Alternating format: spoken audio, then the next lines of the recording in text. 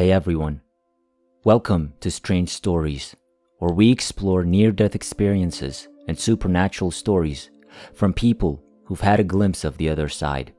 If you enjoy our content, please consider liking the video and subscribing to our channel. Without further ado, let's get to the story of the day.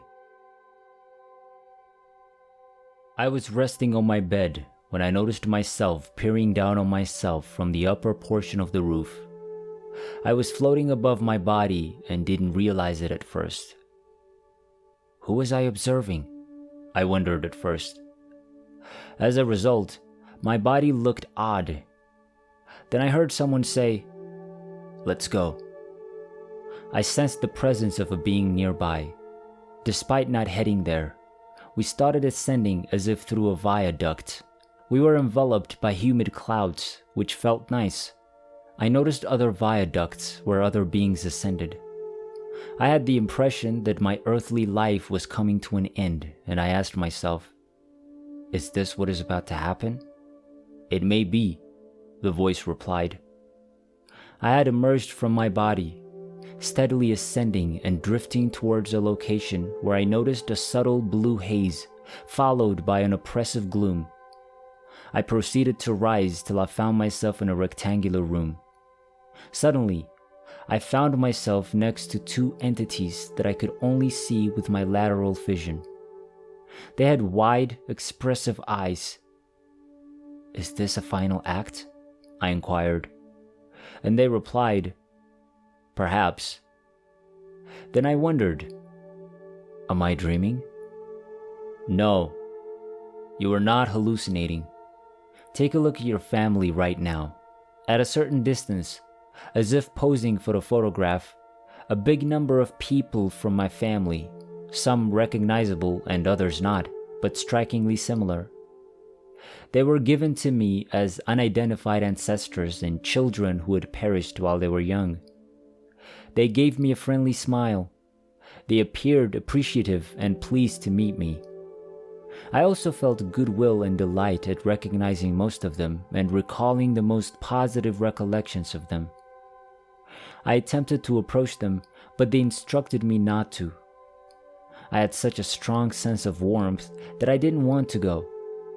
I felt a tinge of nostalgia because I couldn't hug them, especially my father and grandparents.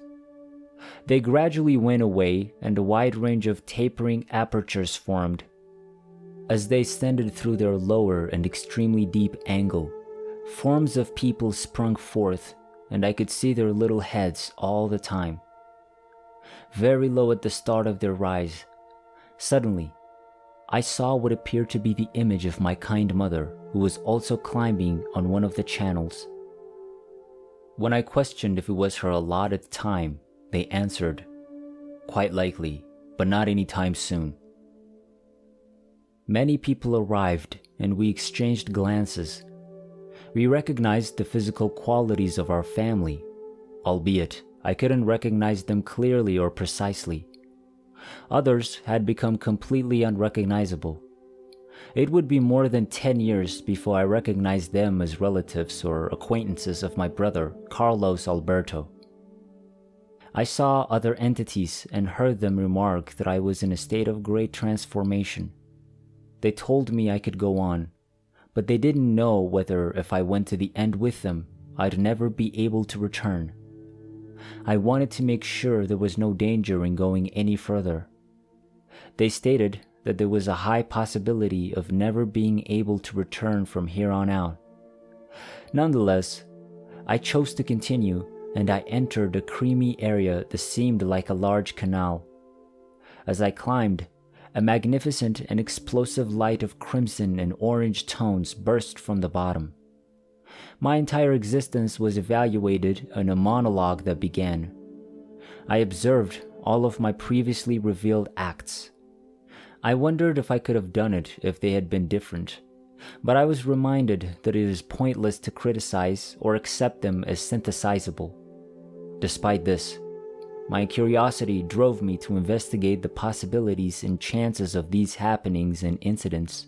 I then had fun reconciling my playful feelings with the remorse and retaliation that I should have felt.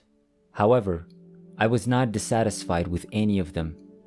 I realized that the techniques and resources I had at my disposal to spend the relics of this previous life were adequate and in accordance with my conscience.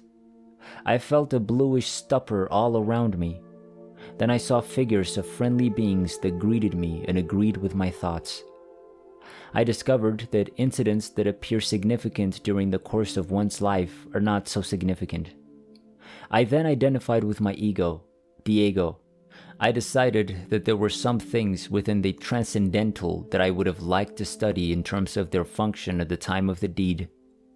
But they said that nothing was so significant and that everything had been a part of my growth. Nonetheless, they helped me grasp all of the inconsistencies, behaviors, and situations that made me feel wrong or obligated to accept them, despite their seeming irrationality. Their remarks were precise for my inner serenity and well-being. I fell into an intense inner dialogue, justifying or determining prior events by chance. I began to concentrate when I noticed the clear eyes of my buddies. My sense of events in my life was concurrent. I had so many questions for her. I noticed that most of our objectives were vague. My entire existence felt like a movie, but in 3D and at breakneck pace. I asked if I could watch it at a slower pace to savor and better balance certain interesting moments, but they said it wasn't worth it. It wasn't essential to study it because, in the end, I'd know exactly what it meant. Everyone was extremely polite. Nonetheless, I was overcome with nostalgia. I wonder if the people I knew were aware of where they were, because some left and others returned, visibly disturbed. I kept moving upward. These beings who were with me were really gentle and discreet. When I asked them questions and they replied with a simple smile, they were both unreadable and unfathomable. They always understood what I was thinking because the conversation was always psychic. Their responses were crucial, succinct, exact, and certain. They were peaceful individuals, without adornments and with a gentle sense of humor. Everything was understood without the need for further explanation. They directed me after they had finished detailing my cultural beginnings and pleasantly remarked to me, "None of this is significant." I paused for a moment, growing serene while ascending through a yellow, opaque, yet translucent duct. I witnessed beings symbolically removing their bodily traces now that they were no longer required. I walked through what appeared to be a train station. I witnessed folks who were welcomed, directed, and assisted in their departure from this world. I had known several beings for approximately 20 years and had never seen them again. I asked them what they were doing there, and they told me about the condition they had. I knew 2 persons in the physical realm who I didn't know but recognized years later, and I asked them what they were doing there. They claimed to be suffering from a terrible health ailment and had nearly died, but that they had recovered and were returning to their bodies. Nonetheless, there was a family member present who would exit his body in a definite manner. Some beings then appeared to accompany another friend who was too sick to return to his body. Another group ascended, and between this friend and his family, who had no idea his body had died, he was irritated, and I avoided talking to her. Just then, I noticed that the entities that were usually with me were laughing. Then I became unconscious, but when I awoke, I was in a form of refreshing sauna. I could tell my consciousness was still intact. I wondered whether there was any danger of not being able to return, because I felt I had passed a line. Nonetheless, I remembered my loved ones with affection, and when I expressed my sorrow, they replied that the decision will be decided later. I had a peculiar sense of curiosity. I felt a tender nostalgia, and was taken by the hand to embark on a lengthy, much faster journey in a mentholated experience. I heard cosmic sounds extremely clearly, comparable to those heard in electronic music, with clear echoes, deep cosmic echoes, almost metallic, surrounding us. Inside, I felt a cool breeze.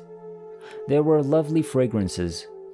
Everything was warm, like a cool mist, with the impression of a solid foundation on which we found ourselves. Then there was a big surprise. I saw a massive, gleaming golden form.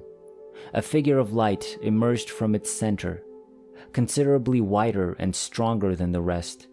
It gave me the impression that I would be permanently blinded, but it kept getting closer. Every concern had vanished.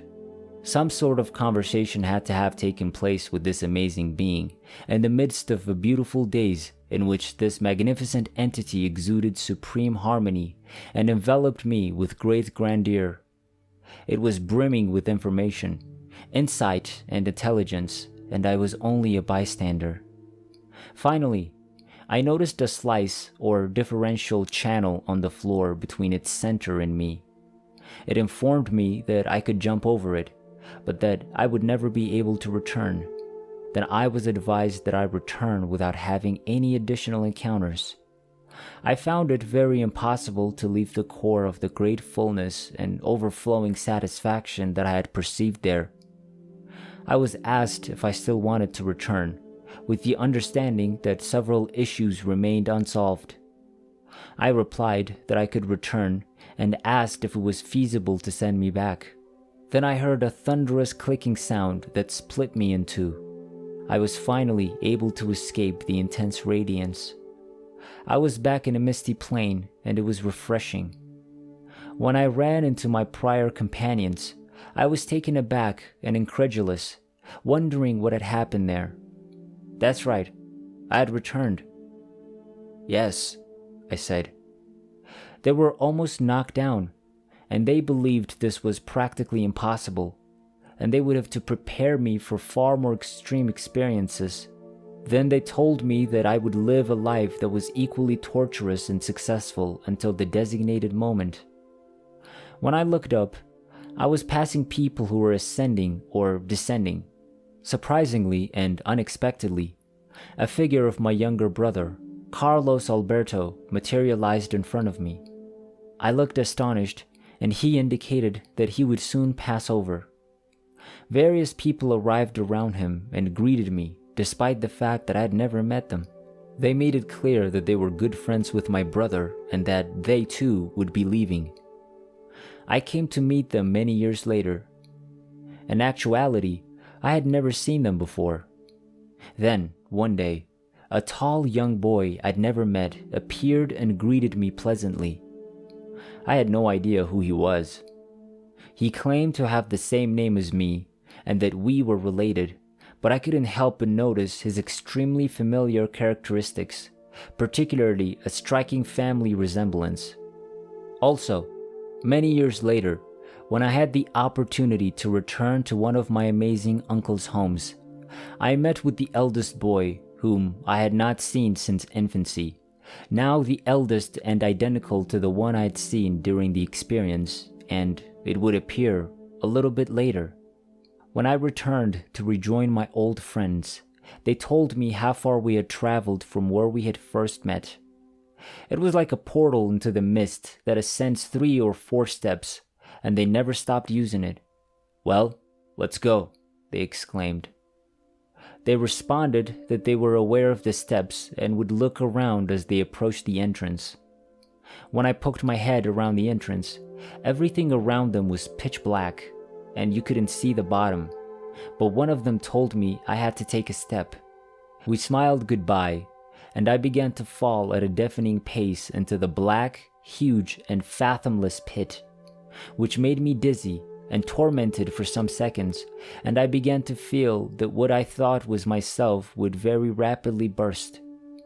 I managed to mutter, "I can't stand this."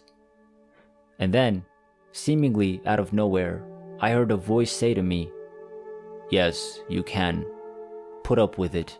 Then I felt myself disappear into a wide void, clearer, in which I heard a peculiar and lovely tickling, like crystals in bells. When I tried to check how far away they were, it forced me to enter my physical body, where I sat down, violently leaving me rigid, with a big pain between the chest and the back that lasted for long. Then I was able to breathe more easily, lie down, and, I assume, sleep for several hours longer. Throughout the encounter, I felt like a voluminous body with a steady temperature emitting a luminous tone, like a sealed unit completely safe within my own light. I felt an infinity of warm tones, like a soothing soundscape. Bell sounds in clear and magnificent tones, as in rain or sun. A pleasant breeze carried a strong aniseed scent, and music crisscrossing me with a constant sound of mechanical triangles. I inhaled oxygenated air scented with orchids, jasmine, carnations, and soft roses, which transported me back to my childhood. What we try to be in worldly society is nothing more than an ethical convention and a diet of mathematical reasoning. This setting is required for fighting for every hue with the ultimate evolution of the spirit. The eminent cosmic rules exist alone for themselves. The totality, or God, if you prefer, is an absolute being who lives permanently within us. I am enlightened and satisfied that the grace that was given to me to go away from myself or remain with myself, guilt-free, has manifested itself in the soft pollen path of this earth. The being of light is the most exquisite center of harmony and joy, allowing us to relax in the comfort of our own forgetfulness. It's the origin of our final alliance, our mind's sensible and restricted analysis, as well as our terrestrial norms, cannot explain or articulate what you see close to the being of light. His wisdom and love are of such magnitude that the limitations of our minds will not allow us to adequately record or explain the experience after we return. The constraints cannot define the vastness. Nonetheless, when we get there, we will understand. We sense the presence of the being of light with the light of our own alive consciousness, state celebration, revelation, gladness, glory, and more for all eternity.